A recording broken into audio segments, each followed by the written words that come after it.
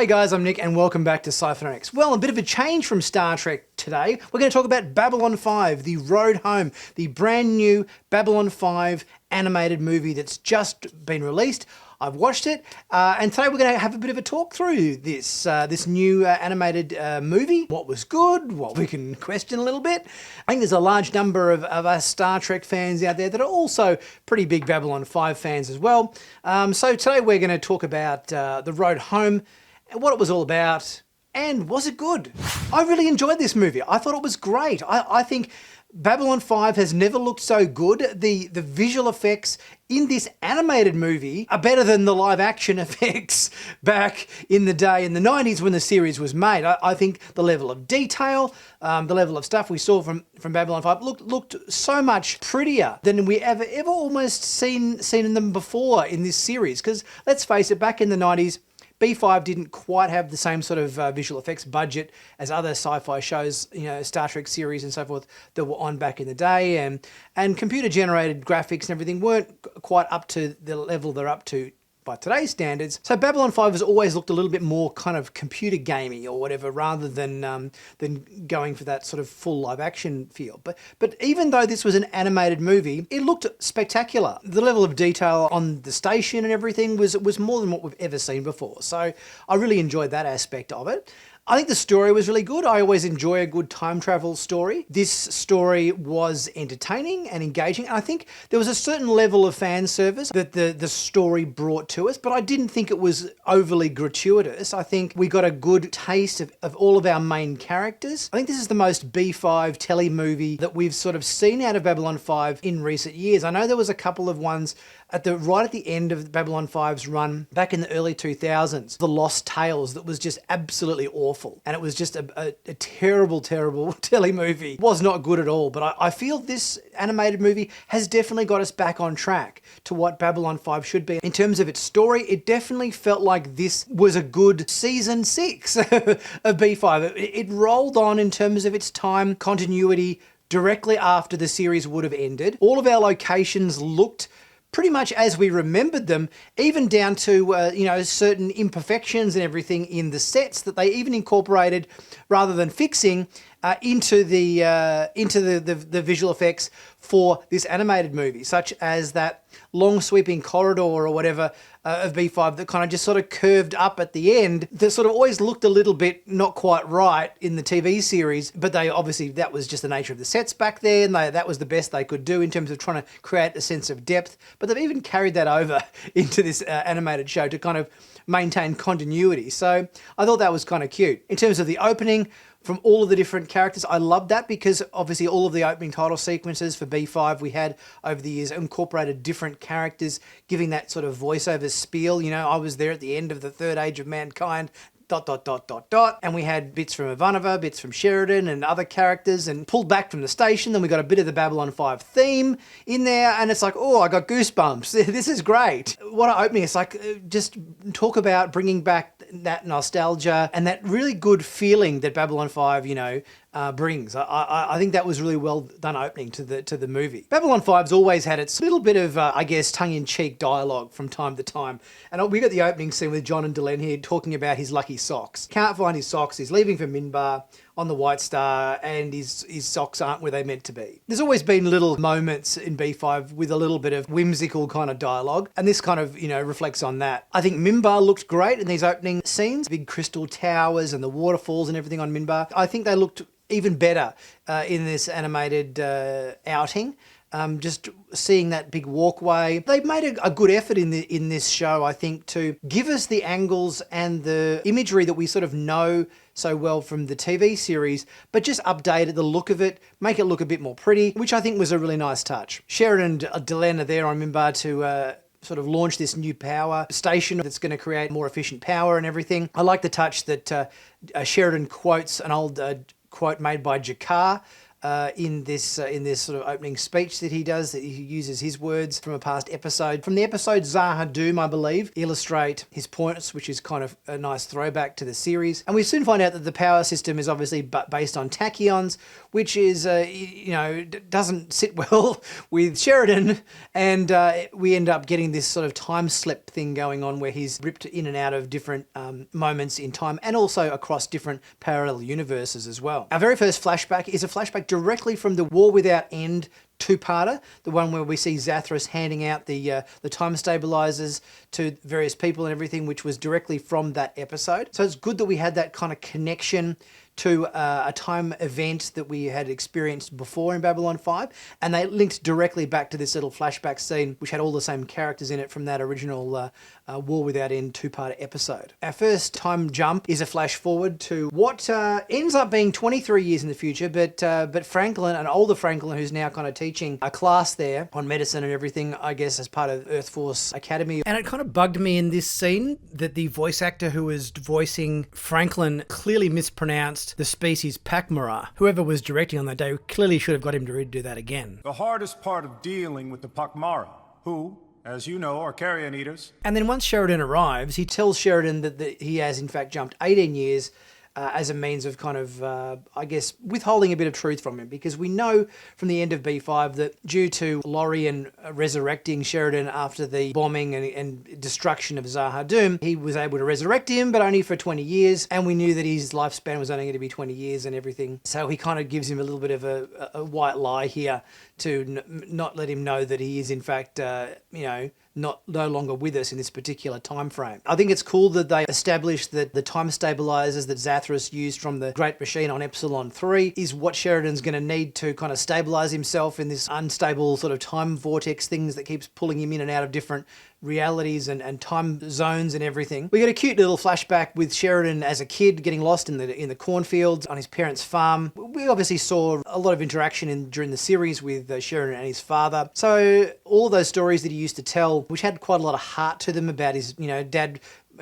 hosing the roof with the hose to make it rain and so forth, so that he could get to sleep and just little anecdotes, like that, where he used to tell about his dad's farm and everything, I think were kind of cute. So it was good we incorporated some of that in here as well. The next time jump, we get Sheridan landing on Zathras, the day that the Icarus made first contact with the Shadows and the whole shadow emergence thing began, which I think was a pretty cool scene. The only thing I probably would have liked to see differently is when Sheridan was landing, talking to the other members of the landing party and everything, that it actually was Anna Sheridan, his wife, and also Morden as well. I think that would have been good to see them as part of that, as that landing party, rather than just some nameless scientists that he talks to. Next time jump, we get to B5, and works out that in this particular timeline, Sinclair is still the commanding officer on the station. Ivanova's there. There's a massive shadow attack. We've got Garibaldi there as well. I think some of the voice actors that were replacing our cast members that had since passed away, some of them I think did a great job, and some of them I thought maybe weren't quite right, I think, for some of these characters. I think whoever the guy was that did Garibaldi, fantastic, did a great Garibaldi, really, really well done from that. I think the guy who did Zathras, fantastic as well. Zathras was perfect. I think Delenn and Jakar weren't quite right. I think they didn't quite sound right as those particular characters. But I think yeah, Sinclair was okay. Garibaldi was great. Zathras was perfect. We get a massive shadow attack on the station. There's like a last stand scenario where Sheridan has to blow the core of the station to blow up all of the shadow forces attacking the station and everything in order to save the shuttles that are escaping and everything there. And we get to see engineering on Babylon 5. We went through the whole Babylon 5 series and all of the TV movies that follow Babylon 5 as well, and we never saw an engineering section of Babylon 5 where the kind of the power core was located or anything like that. We often saw a hangar bay where the ships would land and dock and everything, and sort of that section, but we never ever saw the equivalent of like engineering on the station. And I thought the fact that we got to see that in this animated film was fantastic. I loved that, because that was a location that I thought was sorely missing. Come to think of it, we never saw engineering on DS9 as well. I think that DS9 and Babylon 5, there are so many similarities there, because they were kind of like, a bit of a, there was a bit of rivalry at the time, and we never got to see engineering on DS9, and we never got to see engineering on Babylon 5. So yeah, great that we saw that whole section, the big power core and where that is and all that sort of stuff. Sheridan's got to blow the station, so he's got to pull down the 3 switches whilst fending off attacks by the shadows. And we get Lita and Jakar coming in to help him, which I think was great. I really think they did a good job of incorporating all of our kind of classic surviving and non-surviving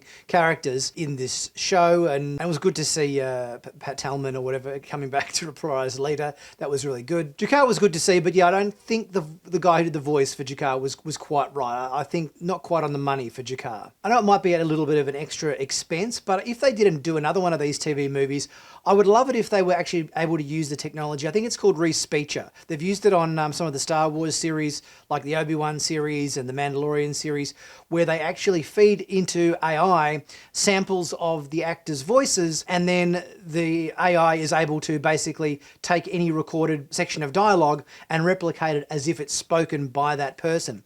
And it sounds pretty fantastic. The results they got, particularly with Darth Vader for the Obi-Wan series, and also Mark Hamill as a young Luke Skywalker in the Mandalorian series, were just fantastic. So I would love them to use this technology to get the actors' voices absolutely perfect if they do another one of these animated movies, because some of the actors' voices, even though they're kind of not too bad, there's something that pulls you out of the show when it just isn't quite right with the actor's voice. So I would love it if they did do another one to actually utilise that technology to get the actual actors' voices replicated almost perfectly. The station gets blown up, and we get Sheridan and Lockley heading down to Epsilon 3 in a shuttle to have a bit of a chat to Zathras.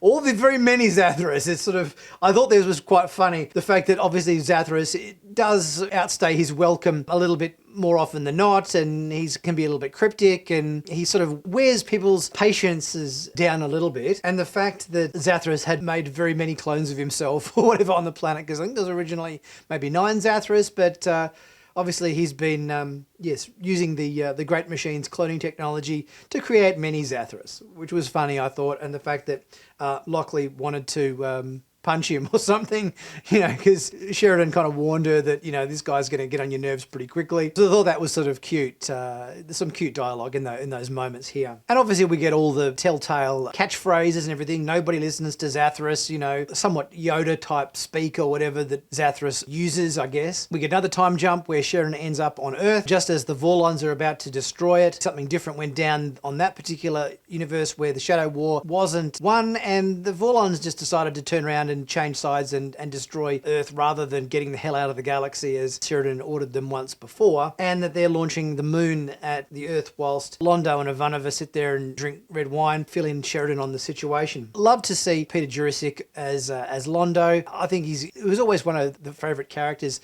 in the show, both comedically and as a villain as well. He kind of covered all territory during the run of the series, and he had the most interesting probably character arcs of all of the characters just in terms of his rise and fall. So great to see him back and hearing him do the Londo voice to play this character in the show. The scale of this movie was quite grand, like having them throw the moon at the Earth and the planet being destroyed and everything. The Vorlon planet killer pushes the moon into the Earth. We get massive rises in tides as the moon gets closer to the planet, obviously, which creates tsunamis, which knocking down buildings and everything. It was a pretty massive destruction sequence, seeing all that play out whilst Londo and Ivanova watch it all play out as they sip red wine on the balcony of some building somewhere on Earth. We see the next flash forward, which ends up being Sheridan in this empty sort of void, I guess, which is determined as being out past the rim. The rim has obviously been used quite a lot in Babylon 5 as kind of an analogy for where people go to die, or essentially like heaven, I guess. Many characters have passed beyond the rim, sort of like the edge of the galaxy, I suppose. And for the fact that Sheridan had this chat with Jakar here out on the rim, and we know that Andreas Katsoulis or whatever who played Jakar has passed away, I think was kind of a nice scene to kind of almost hear wisdom from the grave from Jakar. because he was always a very wise character, G'Kar, and had always a lot of nuggets of knowledge to impart to everybody. So seeing him impart some of that wisdom to Sheridan, I think, was great. Back on B5, we obviously get Sheridan jumping to a time after he's become captain of the station. We've got Lanier there, we've got Garibaldi there, and apparently in this particular time frame, the Shadow War never happened. First contact, I guess, was never made, or with the Shadows. Latta has to scan older Sheridan to make sure he's telling the truth. Obviously confirms his story. As mentioned before, I think the guy who did the voice for Garibaldi, great job. Good to see Pat Tellman there again as Latta. And I love the line from Sheridan or whatever, which mirrors Zathras when he says, you know, nobody listens to Sheridan, you know, mirroring Zathras' usual catchphrase. Throughout the story, we've also been getting these other time spheres or whatever that seem to be chasing Sheridan in some way, that has kind of seemed like it's something evil that's been chasing him. But in fact, it has been Delenn. Delenn's been using a time stabilizer to try to bring her husband back, and she's been kind of trying to track him down. Even though it sort of seemed like this was some sort of ominous entity in the time stream or whatever, trying to get Sheridan, it was actually Delenn the whole time trying to catch up with him to help him come back from his predicament. And going from the words of G'Kar earlier or whatever, love has to conquer all. It was a little bit of a cheesy kind of resolution to the story, the whole love conquering all and talking about the observer and the observed and everything. But I went with it. Connection between Sheridan and Delenn was very strong, and obviously for her to bring him back was a good way of helping resolve that situation. And then obviously we finished the movie there with a look on the B5 station. Obviously this particular time frame is slightly different because we hear Sheridan talking to Delenn, and in this particular universe they're not in a relationship, they're a professional relationship. And Delenn has never gone through the metamorphosis that turned her into a kind of a half-human, half-Minbari entity, and she's still the full Minbari character here, which I thought was quite an interesting thing to end the movie on. We obviously get Sinclair and Lockley. We get a scene with Latta and Lanier just talking about telepathy and all that sort of thing, and obviously, a classic moment between Londo and G'Kar, arguing as they always tend to do and bicker like a kind of an old married couple. There were always some really, really great and entertaining scenes in B5 with the whole Londo and G'Kar dynamics. And also, Garibaldi with Zathras and Ivanova doing her thing in CNC and presiding over the running of the station and everything. So I think that was great that we kind of ended the movie on these little vignettes with all of our characters doing what we kind of know them to do best. That was a great little sort of nostalgic ending, I think, and it was overall, I think this was a really good TV movie. I think some of the TV movies that played out in Bab 5 back in the day, they were a little bit hit and miss. Some of them were good, some of them weren't as good. I think the in the beginning and like Third Space and stuff weren't too bad, but I think the ones like A Call to Arms and the Lost Tales ones weren't particularly good at all. But this was definitely a hit. I think it ticked all of the boxes we wanted to see. All the characters we got incorporated into the story. It was an interesting kind of time travel story where we got to see different moments and different alternate realities. It was a cool trip down nostalgia lane. I thoroughly enjoyed this movie, and I really hope that it does well enough and they sell enough Blu-rays and DVDs and streaming copies of it to make Warner Brothers interested to make another one, because I think this was great.